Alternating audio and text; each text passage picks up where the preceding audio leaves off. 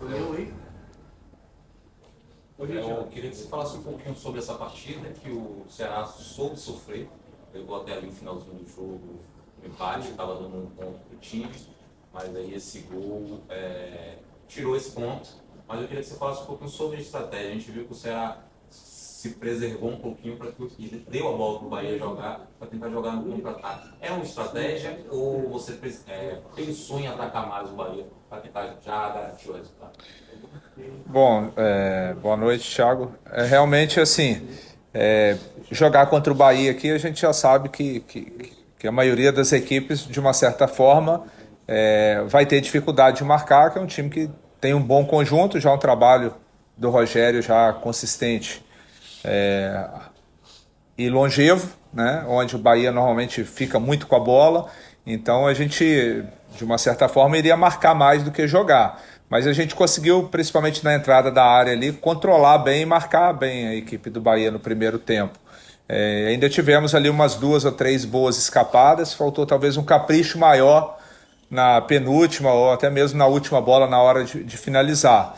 Mas com bola a gente poderia e deveria melhorar, né? A gente muito afoito, querendo definir as jogadas de uma maneira muito rápida, e a gente tem capacidade, a nossa equipe, de ficar com a bola um pouco mais, e a gente fez essas correções no intervalo, né? No sentido de marcar bem o Bahia, mas quando tivesse a bola, ter um pouquinho do controle do jogo também. Conseguimos fazer isso no segundo tempo. Naturalmente o Bahia fez boas trocas ali, depois ele abriu o Pulga, mudou um pouco a dinâmica, né? No primeiro tempo ele trabalhou com o Cauli vindo por dentro, fazendo o quarto homem, liberando bastante a passagem do Iago. Depois ele mudou a dinâmica naquele lado ali, abriu o Pulga e trouxe o Juba com bola vindo por dentro. A gente também modificou um pouco, tirou um extremo e colocou 2 jogadores de meio ali.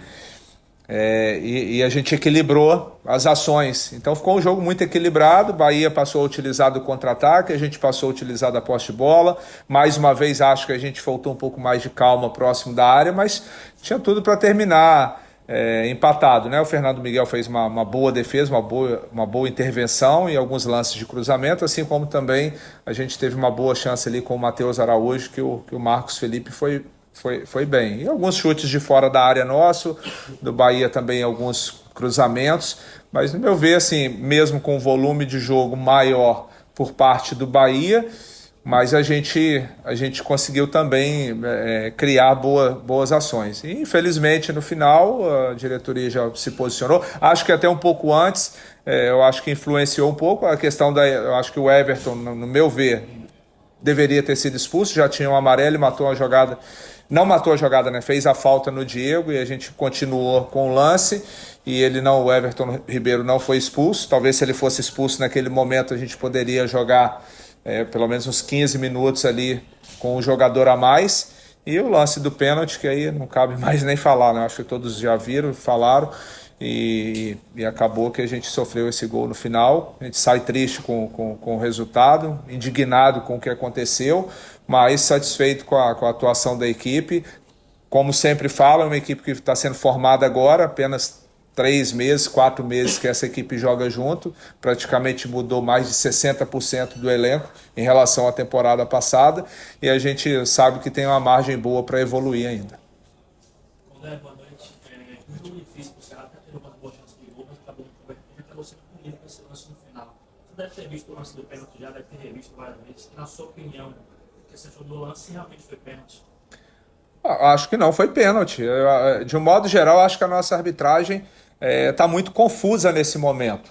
Essa é a grande verdade. Tem lance que marca num jogo, não marca em outro, sabe? Tem lance que deixa para o árbitro de campo resolver, tem lance que o VAR que chama. A gente está vendo alguns jogos que os caras estão conseguindo errar coisas simples. Eu acho que eles estão tão pressionados, tão confusos, que eles estão errando. Eu não estou falando isso do Ceará, não. De um modo geral, acompanhando os jogos, às vezes tem lance escanteio simples, eles não estão marcando escanteio, estão marcando tiro de meta. Então a nossa arbitragem precisa, eu acho que os clubes, a confederação, tem que buscar uma solução, porque eles também, eu entendo, que estão sendo muito pressionados de todos os lados, né, por imprensa, pelos clubes, E assim, eles estão adotando os critérios, alguns jogos. Os 2 jogos, nossa, agora os 2 últimos jogos foram 10 minutos, 9 minutos hoje, o último jogo contra o Vasco, 10 minutos de acréscimo. Né? Aí às vezes tem jogo que tem várias substituições, vários atendimentos, aí é 4, 5. Então os critérios estão muito assim, está muito confuso. Eu tenho que achar uma uniformidade, né? na nossa arbitragem de um modo geral. Normalmente não acontece, na coisa que você vê, você colocou o Guilherme ali no final do primeiro tempo, com a saída do Ailon, e no segundo tempo você tirou ele. Chamou a atenção assim, da transição, e eu queria que você explicasse. Eu percebi que no jogo você estava orientando muito um jovem da base e tal, e eu queria que você explicasse essa decisão. O Guilherme é um jovem de muito potencial, né? E a gente está procurando lançar o Guilherme aos poucos, né? Tendo um cuidado muito grande. Só que o Ailon machucou ainda no primeiro tempo e a gente fez a opção por ele. Porém, a ideia inicial ali era utilizar o Pedro Henrique, que está retornando agora de lesão. Só que o Pedro Henrique ficaria um tempo muito grande em campo, voltando de um tempo longo de inatividade.